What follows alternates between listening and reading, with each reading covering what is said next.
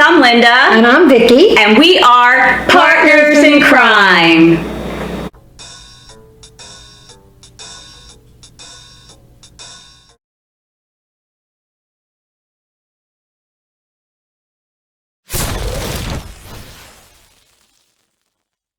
So we're going to do a summary of cold case regarding Josh and Susan Powell. Thank you.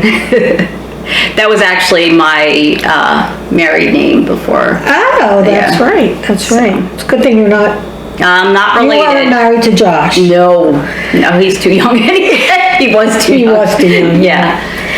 So anyway, if you haven't listened to the Cold podcast yet and you have any interest in knowing more about this case, you should listen to it. Yeah. He does a very detailed and thorough job. Dave Cawley. Yeah. Dave Cawley. And he has a crew that work behind him in doing these podcasts. It's very, very informative.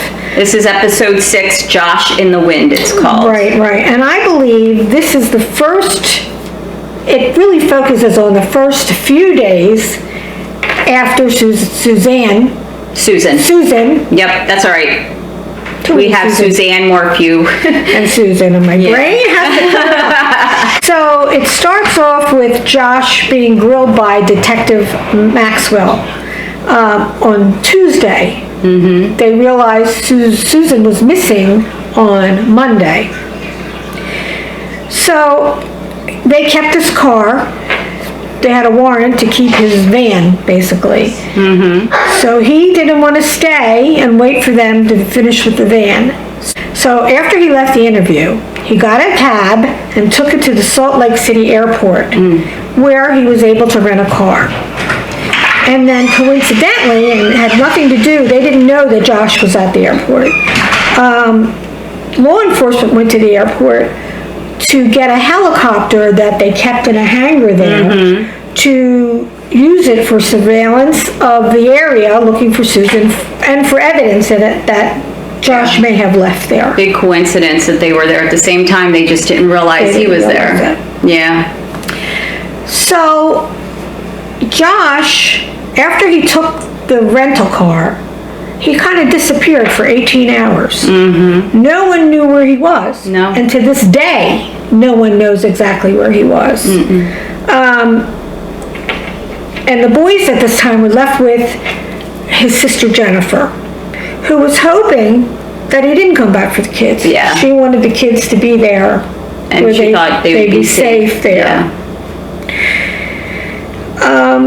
Steve, his father, also fell off the grid for that amount of time that Josh was somewhere. Right, and I believe they were able to confirm that the father, Steve, was at work. He was at work in Washington, at least for that first few hours, maybe 8 hours, the first day that Josh was missing.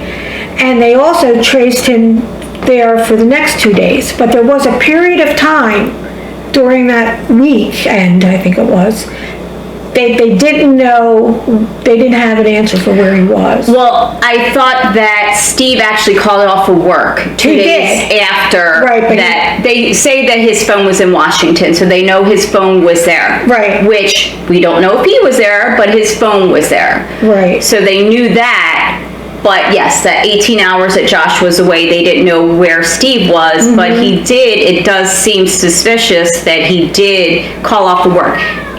Generally, that's what happens when something happens. People either change the way they look, they call off of work, they act differently, so this might be something we'll never know, but Steve could have been with Josh. Right.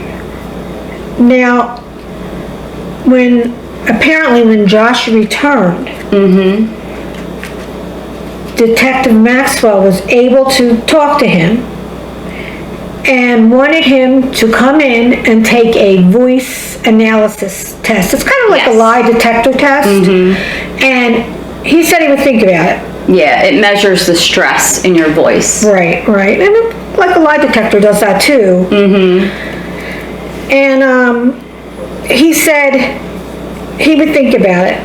And this is already, he would think about it and maybe come in the following Monday, which was December 14th. Which is a week after. A week after she was missing. Yeah. So when Josh returned home that Wednesday evening after his 18-hour missing time, there were news reporters and TV media and, a lot of reporters outside of his house. Yeah. So he didn't want to deal with them. So he slipped into his neighbor's house, Tim and Crystal Peterson. And they thought it was odd that he should want to show up there because they had known some of the history between Josh and Susan. Susan had even emailed them. She emailed Tim to talk to Josh about maybe going back to church. Yeah. She thought maybe he would listen better to him if they had some guy time. Yeah. So at that time, Josh asked Tim to give him a ride back to the police station so he could pick up his van. Detective Ellis said, "Come and get your van or I'm going to have it towed." And he told him that because he knew how Josh was with money. Yeah, how cheap he doesn't like spending money on things that he doesn't want to spend money on. Right. Yeah. So while they were in the truck together, in Tim's truck going back to the police station, Tim flatly asked him, "What did you do with Susan?" And he asked him that more than one time. And Josh's response was, "The police will find her." So Tim had it with him at that point. Yeah. He told him, I don't want to be bothered. You're my enemy. You're my enemy. I don't want to be bothered with you anymore. Yeah. And so the neighbors, everyone had their suspicions about Josh, and they all knew a lot about Josh. Right. So, he really wasn't getting away with anything as far as his neighbors were concerned.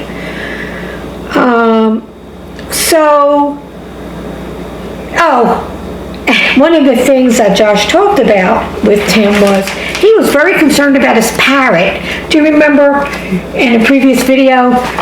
Picture of Susan. Yeah. He got a parrot. Yeah. And he was more concerned about the impact of the fumes from whatever testing they were doing in the house, whatever chemicals they were using would hurt the parrot.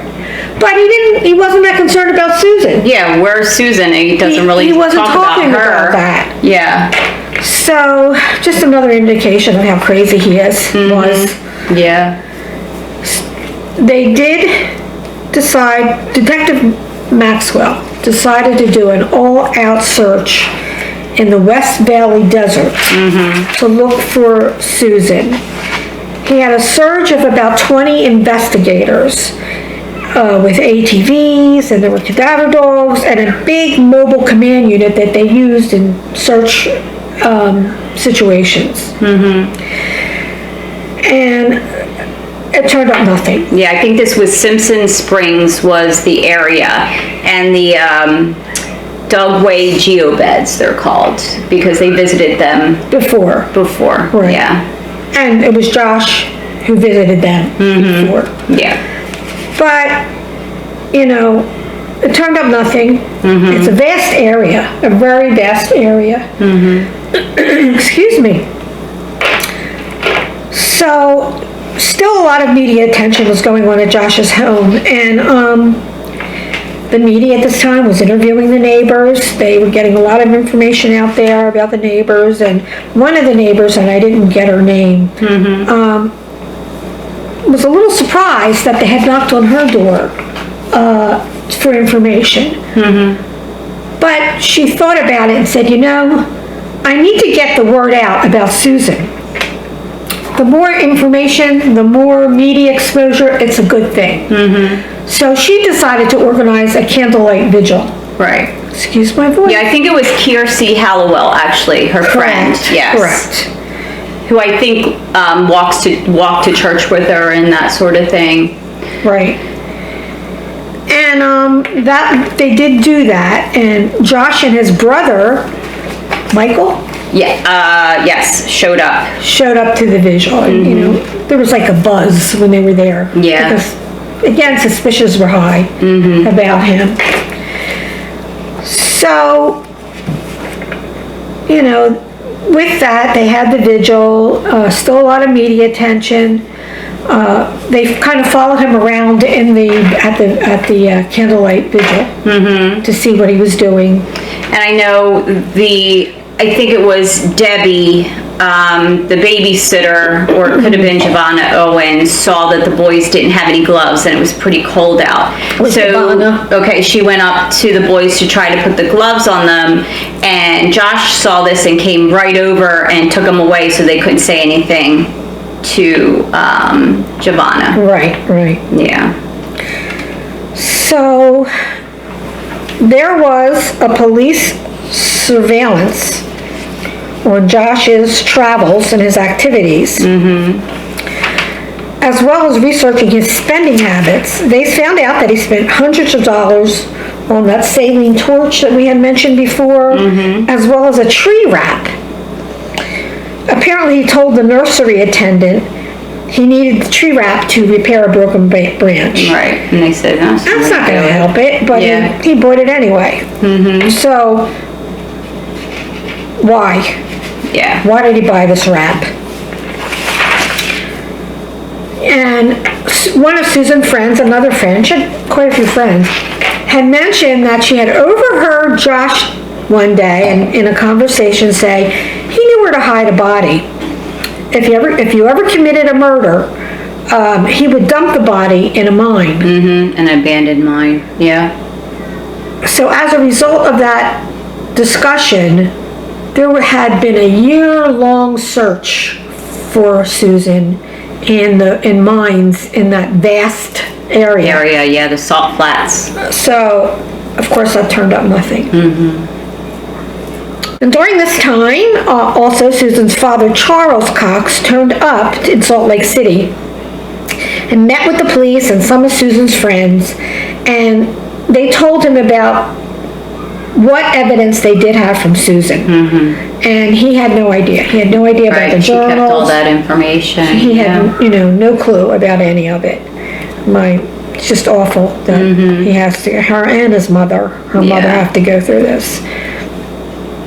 So, and then of course, on December 14th, Josh failed to show up for that voice analysis test.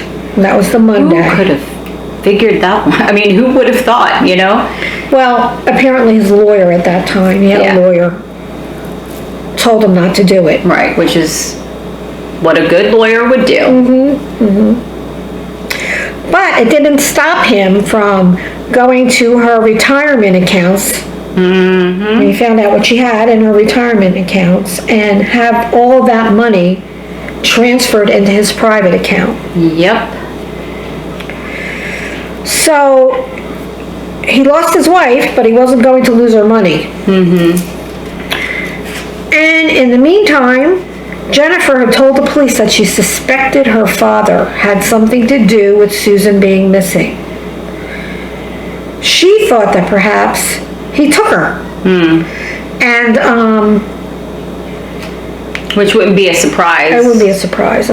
Police the way he said he was in love with her and that sort of thing. And he told the police that, which is kind of so sickening. She did say her father was a slithering snake. And she told them about how he had the encounter that he had with Susan, telling her his feelings for her. Right. And she told them that, and so did he. Also at this time, Detective Maxwell was looking at the possibility that Josh had somehow poisoned her. And, which her friends thought too. Right, because she was tired. She felt nauseous. Yeah. Right, and the episode of her wanting to lay down while her neighbor Was there? Yeah. was there, and that was a little peculiar. And they did search the medicine cabinet, and Susan apparently was a very holistic health person, had a lot of vitamins and all kinds of Supplements and And there was only a couple of pill bottles in there that weren't. And he had them analyzed by doctors who knew what those pills were for. And they said that you would really need to have to take a large quantity of them to kill you. But if you took them over time, it might have some effect. They didn't see an immediate Okay, so that could be why she was feeling sick and... It could be. Yeah. One of them is a muscle relaxer, which, and I can't remember the name. It's a muscle relaxer, but it really has nothing to do with your muscles. It's kind of like a sedative to keep you off your feet. And that could be what he was giving used her. to make her especially incapacitated. He made lunch that day, and he made the pancakes, which is not usually his forte. Right. He didn't really do. He didn't do anything around the house. Yeah, he didn't do anything for her. Yeah. I do have one thing that, because of the news cruise and that sort of thing, Kiersey Hallowell did ask Josh to go back to her house with the boys the one time. And she said he was a different man. He wasn't loud and overbearing and obnoxious. He was just very subdued and quiet.